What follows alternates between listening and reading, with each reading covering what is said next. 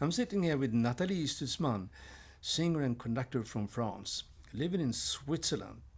You started as a singer, but then went into conducting. What urge in you was it that made this career turn?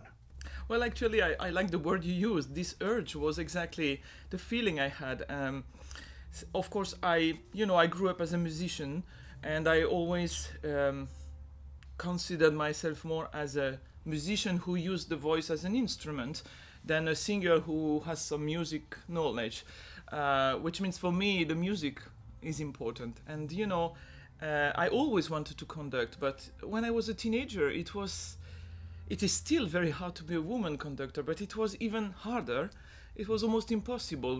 The teacher for conducting at the school was just like such a big macho. It was no chance to go on the podium. So I could follow the theoric lessons, but I never had a chance to practice. And conducting is about the instrument. You need the instrument in front of you. You can work as much as you want on the score. There is a moment where you need your instrument. So then I started to sing, and it went so fast that I had to make a quick choice. And I quickly realized it was impossible to make something with conducting at this age. But I always kept in my brain the hope that time will change. And I have to see, well, from the outside, thanks to Scandinavia, because you were much in ahead than every southern countries.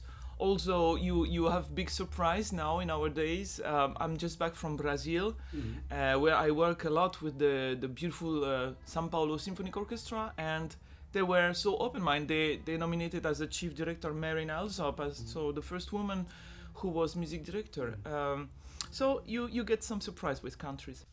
Your background as a singer, does that add certain values or special things that you can use in your work as a conductor? Yeah, of course, it's pretty rare to have conductors who come from singing. Of course, the evidence is that everybody thinking we are going to make the orchestra singing, which is obvious. It's a big advantage sometimes, when words are very limited. You just have to sing a phrase, and then the orchestra gets immediately the kind of feelings or phrasing or color you can show with your voice. Is a very big advantage, I think. And the other thing is something in general which I think is missing in most interpretations is the breathing. And of course, for me, it's very natural to breathe in music. As I always use the lines with breathing, it's maybe easier to get this feeling in the orchestra, and so they feel comfortable.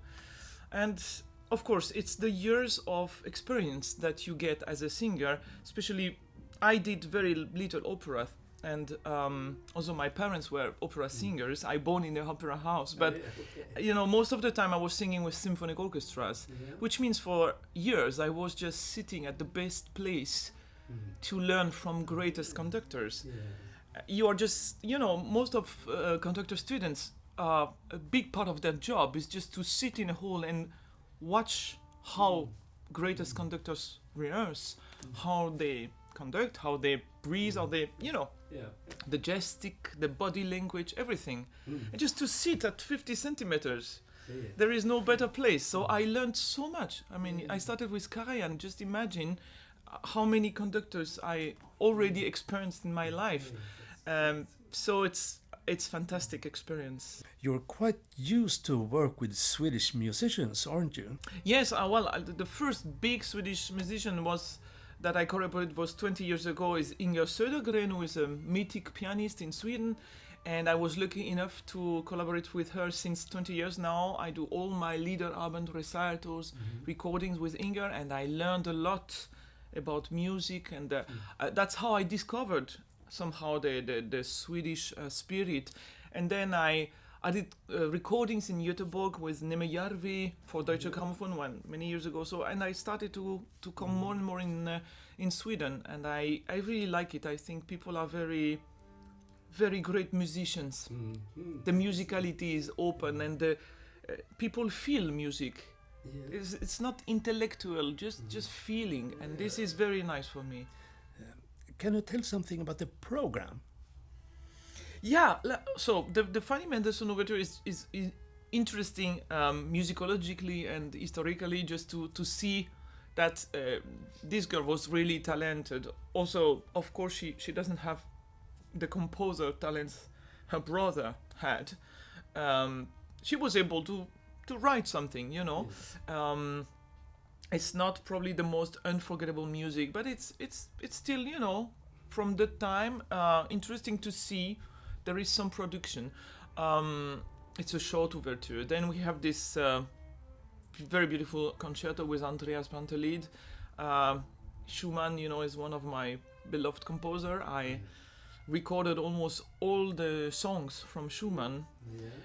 So I know how interesting, how hard it is to perform Schumann, who is a very special genius, you know. The way he writes is not easy, and you have to get really well balanced to I think to express this extreme nervosis that he has in his music. So it's very, very special. And then the Bizet, of course, is L'Arlésienne. I think it's a very underestimated music sometimes. It's everybody knows few themes of it, but nobody knows really the two suite. And there is really no real moments to kick out. I mean, it's really good music. I think Bizet is one of the biggest myths we have in French music history. To my opinion, is one of the most incredible composer. He died too early, too soon, and had no time to deliver what he had to deliver. But just imagine he didn't hear Carmen before he died. It's just incredible. It's the most played opera in the world. And some moments are very close from Carmen in those suites, actually. Very moving and very also full of Provence and sun spirits, which we desperately need beginning of the winter in Scandinavia. I think. You have also started your own ensemble, Orfeo 55. Yes, yes. Orfeo 55. Yeah. Femme ti femme. Yeah. Oh, yeah. As I know. I learned 555. Yes. Yeah. It's I created this chamber orchestra mainly because I had this dream to explore this repertoire without conductor, just doing singing and conducting. And of course everybody said it's impossible, nobody did that, and that was very exciting for me to show that it was possible, you know.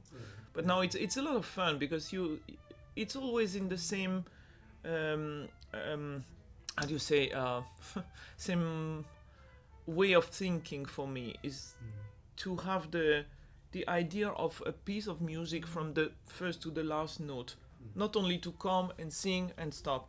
It's fine. I love to do it when I have a great conductor, great orchestra. It's marvelous. I just sing Mahler 3, you know, I love it. But as a musician, it was not enough anymore.